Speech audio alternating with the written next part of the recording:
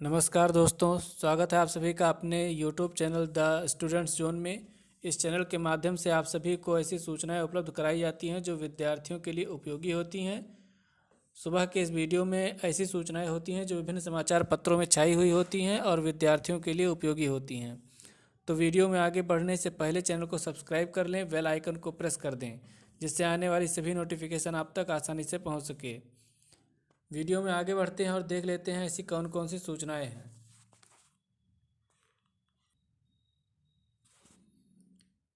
पहली सूचना है युवाओं के टीकाकरण से संबंधित।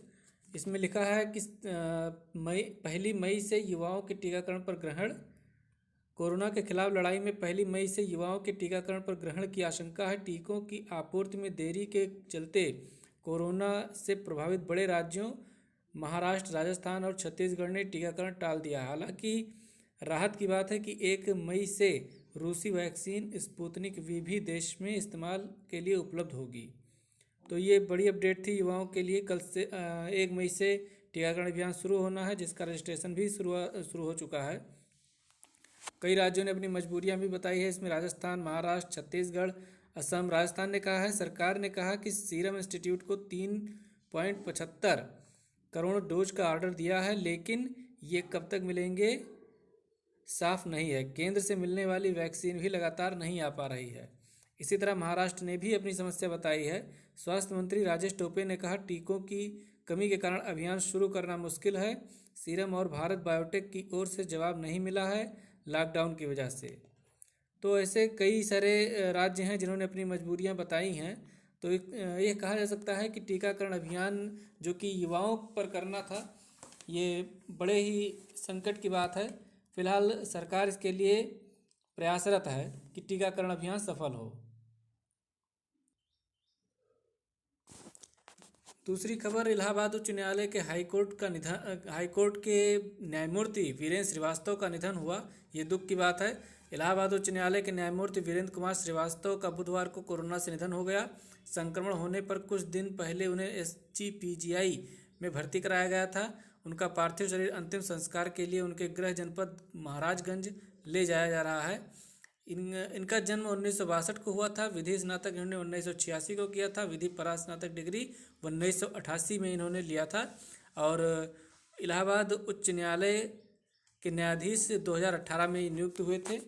इनका निधन हो गया, ये काफ़ी बुरा समाचार है। आगे बढ़ते हैं और देख लेते हैं और कौन सी सूचनाएं हैं। तीसरी सूचना सरकारी कर्मचारियों के तबादले को लेकर है। इसमें कोरोना के चलते लटक सकती है तबादला नीति। सरकारी कर्मचारियों और अधिकारियों के लिए हर साल आने वाली तबादला नीति इस बार कोरोना के चलते लटकती हुई नजर आ रही है। कार्मिक विभाग ने अभी तक तबादला नीति को लेकर कोई कवायद नहीं शुरू की, इसलिए यह माना जा रहा है कि नीति लटक सकती है। कोरोना महामारी से हालात सामान्य होने के बाद ही इस पर विचार की संभावना जताई जा रही है।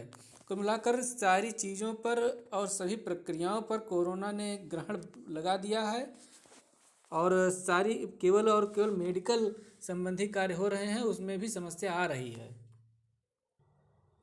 अगली सूचना खेल प्रेमियों के लिए है। हैदराबाद को हराकर चेन्नई सुपर किंग्स शीर्ष पर पहुंचा। सलामी बल्लेबाज ऋतुराज गायकवाड़ और फाफ डुप्लेसिस के अर्धशतकों और दोनों के बीच पहले विकेट की 129 रन की साझेदारी से चेन्नई ने बुधवार को हैदराबाद को 7 विकेट से हरा दिया। इस जीत से चेन्नई की टीम 6 मैच में 5 जीत से 10 अंक लेकर फिर अंक तालिका में शीर्ष पर पहुंच गई। ये हैदराबाद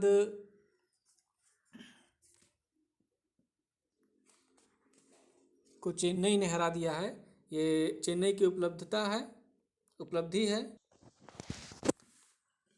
अगली खबर, विदेश से मेडिकल डिग्री लेने वालों की राह कठिन होगी।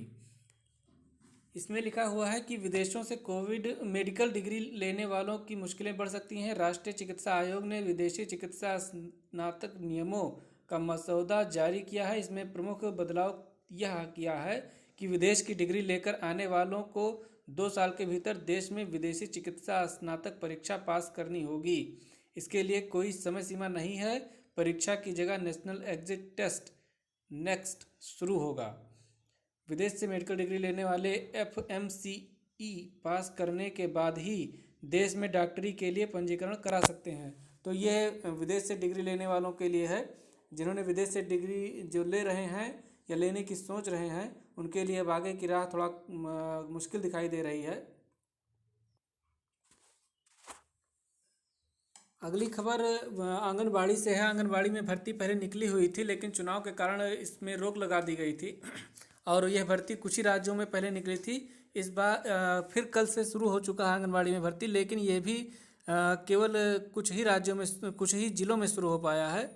धीरे धीरे जैसे ही 2 मई को मतगणना हो जाएगी, उसके बाद सभी जिलों के केंद्रों पर खोल दी जाएगी। यह भर्ती ऑनलाइन होनी है और जिला स्तर से होनी है। इसमें डीएम की निगरानी में समितियां बनाई जाएंगी और उन्हीं समितियों के द्वारा इन लोगों की नियुक्ति की जाएगी। इसमें सहायिका, कार्यकर्त्री, इन्हीं सब पदों 3 पदों के लेकर भर्ती है, जो कि जिसकी संख्या 50,000 है। तो ये थी आज की अपडेट।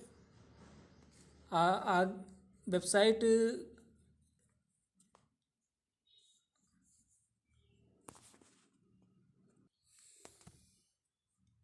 तो ये थी आज की अपडेट। अगर जानकारी अच्छी लगी हो तो लाइक कर दीजिए, शेयर कर दीजिए और चैनल को सब्सक्राइब कर लीजिए। Thanks for watching the students zone.